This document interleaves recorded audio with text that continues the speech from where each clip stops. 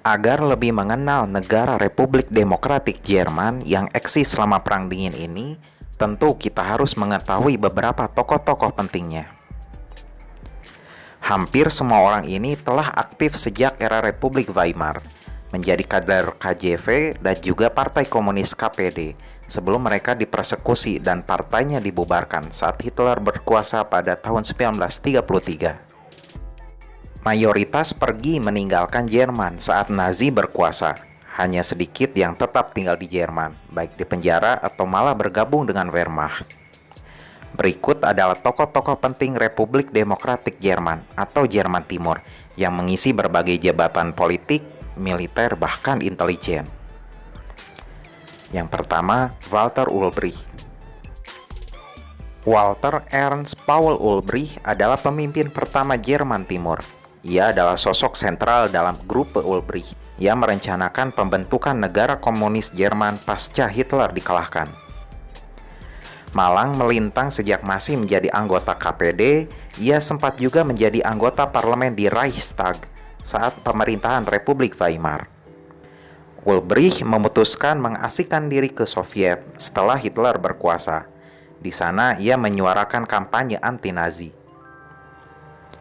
Ia dekat dengan Joseph Stalin. Tanpa bantuannya, Republik Demokratik Jerman tak akan pernah berdiri. Dan sejak tahun 1950, ia menjabat sebagai sekjen partai SED. Dekade 50 dan 60-an, praktis ia menjadi figur penting negara dan partai. Ulbricht berusaha keras membuat negaranya stabil, makmur, dan bertahan hidup di tengah doktrin Hallstein yang membatasi gerak negaranya di kancah internasional. Tembok Berlin yang fenomenal itu juga adalah inisiatifnya. Para generasi muda produktif Jerman Timur terus meninggalkan negara ini, khususnya melalui Berlin Barat. Dan bila terus dibiarkan, maka makin sulitlah upaya Ulbricht membangun perekonomian negara berpenduduk 17 jutaan ini. Maka dibangunlah tembok tersebut pada bulan Agustus 1961. Sebagai informasi, doktrin Hallstein merupakan doktrin bikinan Wakil Menteri Luar Negeri Jerman, Walter Hallstein, yang menyatakan bahwa Jerman Barat tidak akan membuka hubungan diplomatik dengan negara-negara yang mengakui Jerman Timur.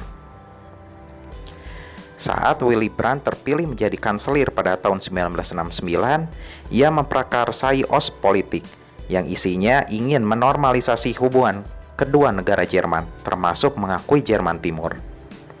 Ulbricht sangat menentang ide Brandt ini, sementara mayoritas elit dan juga Erich Honecker yang merupakan anak didiknya justru mendukung rekonsiliasi tersebut. Dengan usia yang makin lanjut serta dukungan politik yang makin tergerus, partai memutuskan untuk mencopot Ulbricht dan menggantikannya dengan Honecker sebagai sekjen yang baru di tahun 1971. Ulbricht hanya diberi jabatan simbolis yang tidak memiliki pengaruh apapun lagi. Ia akhirnya meninggal pada tahun 1973 di usia 80 tahun. Selanjutnya adalah Wilhelm Pieck dan Otto Grotewohl. Wilhelm Pieck ialah ketua partai KPD dan juga SED. Ialah presiden satu-satunya di Jerman Timur. Ia akrab dengan Karl Liebknecht dan juga Rosa Luxemburg dan bersama-sama mendirikan partai KPD tahun 1919. Nasib Pieck lebih mujur dibandingkan keduanya yang dibunuh Freikorps saat pemberontakan Spartacus. Pria bernama Friedrich Wilhelm Reinhold Pieck ini ikut mengasingkan diri bersama Ulbricht dan elit KPD lainnya ke Moskow di era Hitler.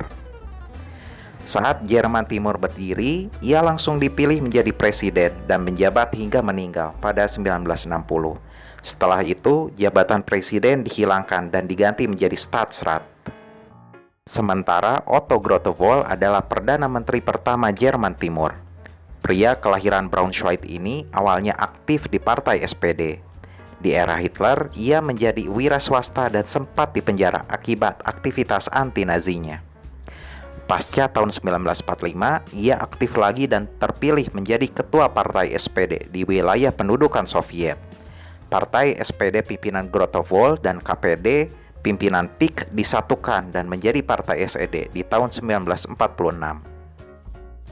Momen jabat tangan kedua orang ini lantas dijadikan logo dari Partai SED. Mereka sempat menjadi ketua partai bersama sebelum digantikan oleh Ulbricht. Grotewol yang identik dengan kacamatanya meninggal tahun 1964, sementara Pick yang bertubuh tambun meninggal pada tahun 1960. Berikutnya adalah Willi Stoph. Willi Stoph adalah satu dari sedikit elit Jerman Timur yang pernah menjadi tentara saat Perang Dunia Kedua. Sejak remaja, ia memang aktif di KGB, tetapi ia masih sempat berseragam Wehrmacht dan bertugas di front timur di bagian artileri. Ia memang berbeda dengan Ulbricht dan koleganya yang melarikan diri ke Moskow atau Honecker yang sempat dipenjara selama Nazi berkuasa. Selain menjadi anggota Politbiro, Stoph juga menjabat di berbagai posisi penting seperti Menteri Dalam Negeri, Menteri Pertahanan, Perdana Menteri pengganti Grotewol, dan lainnya.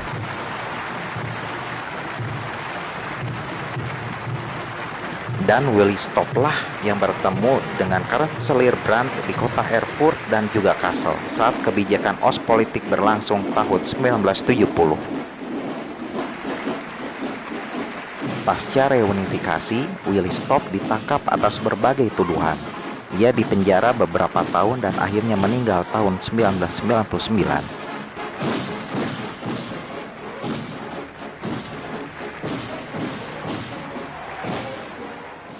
Selanjutnya adalah Erich Honecker. Honecker menggantikan posisi Ulbricht sebagai Sekretaris Jenderal SED dan pemimpin Jerman Timur dari 1971 hingga 1989. Lahir di Saarland, Honecker muda sudah aktif di KGB dan menjadi ketua Perkumpulan Pemuda Komunis ini pada tahun 1926. Setelahnya ia lantas bergabung dengan KPD. Honecker lalu ditangkap pada tahun 1933 oleh Gestapo dan mendekam di penjara sampai Perang Dunia Kedua berakhir. Setelah bebas, ia lalu mendirikan FDJ atau Freie Deutsche Jugend pada 1946 dan menjadi ketuanya hingga 1955. Semenjak saat itu, karirnya terus meroket hingga menjadi anak didik dari Walter Ulbricht. Di era Honecker, politik luar negeri Jerman menjadi lebih aktif. Ia menjalin hubungan dengan negara-negara Blok Timur, negara Arab, negara di Afrika, Asia, bahkan dengan Jerman Barat. Hubungannya dengan Soviet juga terjalin makin erat. Bahkan negara ini sering disebut Soviet Staunchest Ally atau sekutu Soviet yang paling setia. Ia bernasib sama seperti Ulbricht. Setelah ditekan dan terus didemo rakyatnya, Honecker terpaksa mengundurkan diri. Lalu jabatannya diberikan kepada anak didiknya, yaitu Egon Krenz.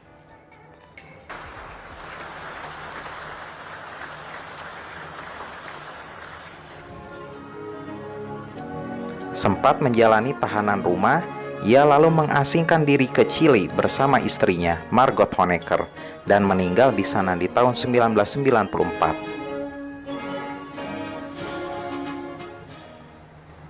Tokoh-tokoh lainnya. Erich Mielke adalah kepala Badan Intelijen Ministerium für Staatssicherheit atau Stasi. Ia menjabat dari pertengahan 50-an hingga 1989. Sebagai perisai dan pedang partai, Stasi menumpas segala tindakan yang dianggap subversif. Warga Jerman Timur sendiri mereka awasi dengan sedemikian rupa. Stasi diubahnya menjadi badan intelijen paling efektif sekaligus represif. Untuk mengawasi 16 juta warganya, Stasi memiliki 91.000 karyawan dan 100.000 lebih informan. Saking represif dan terkenalnya Mielke, ia lantas dijuluki orang Jerman Timur yang paling dibenci. Mielke terpaksa mundur setelah Stasi tidak lagi efektif pada demonstrasi tahun 1989. Ia dipenjara dan meninggal di usia 92 tahun pada tahun 2000. Jangan lupa bahwa di stasi, Mielke juga memiliki wakil yang tak kalah hebatnya, yaitu Markus Wolf. Heinz Hoffmann adalah Menteri Pertahanan Jerman Timur dari tahun 1960 hingga 1985. Ia aktif di KJV dan KPD sebelum mengungsi ke Soviet. Hoffmann sempat bertempur dalam Perang Saudara Spanyol melawan pasukan loyalis Franco yang didukung oleh Nazi. Selanjutnya adalah Heinz Kessler. Ia adalah Menteri Pertahanan pengganti Hoffmann. Ia berpangkat jenderal dan juga menjadi anggota Politbiro SED. Ia juga sempat berseragam Wehrmacht sebelum desersi dan bergabung dengan Tentara Merah beberapa minggu setelah Operasi Barbarossa dilancarkan.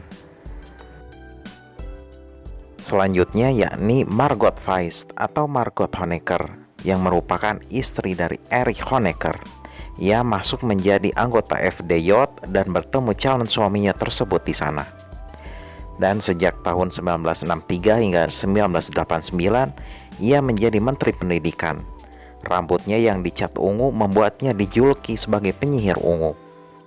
Ia juga dikenal sebagai orang Jerman Timur kedua yang paling dibenci setelah Mielke.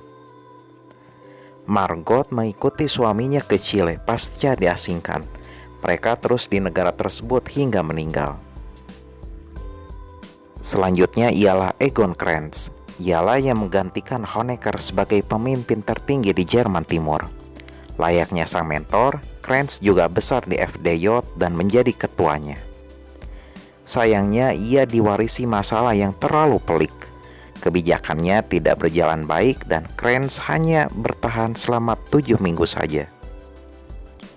Setelah Jerman Timur bubar, ia sempat dipenjara selama 6 tahun atas berbagai tuduhan. Kini ia masih hidup dan tinggal di sebuah kota kecil, menjauhkan diri dari hiruk-pikuk keramaian. Sementara Hans Modrow adalah pengganti Krenz sebagai Sekjen SED dan Perdana Menteri Jerman Timur.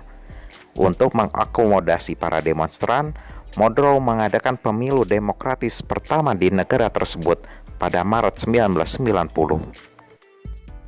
Ternyata koalisi partai CDU lah yang menang dan partai SED yang kalah. Dengan demikian, Modrow mesti menyerahkan jabatannya kepada ketua partai CDU, yaitu Lothar de Maizière. De Maizière setelah terpilih lalu segera berkomunikasi dengan Jerman Barat agar reunifikasi segera dilaksanakan. Volkskammer atau Parlemen Jerman Timur akhirnya menyetujui bergabungnya Jerman Timur ke dalam Jerman Barat dan menjadi Republik Federal Jerman yang baru pada tanggal 3 Oktober 1990. Dan jangan lupakan juga sosok penting ini, karena dialah yang secara tidak langsung meruntuhkan kedikdayaan dan keangkeran tembok Berlin. Günther Schabowski selaku juru bicara partai SED saat itu melakukan kesalahan fatal dengan menyebut bahwa rakyat Jerman Timur dapat segera diizinkan untuk bepergian ke luar negeri, termasuk Jerman Barat. Mendengar berita tersebut, warga Jerman Timur langsung berduyun-duyun menuju tembok Berlin, mendesak para penjaganya agar segera membuka pintu perbatasan. Portal akhirnya dibuka dan runtuhlah tembok Berlin pada 9 November 1989. Itulah beberapa tokoh Jerman Timur yang perlu kita ketahui.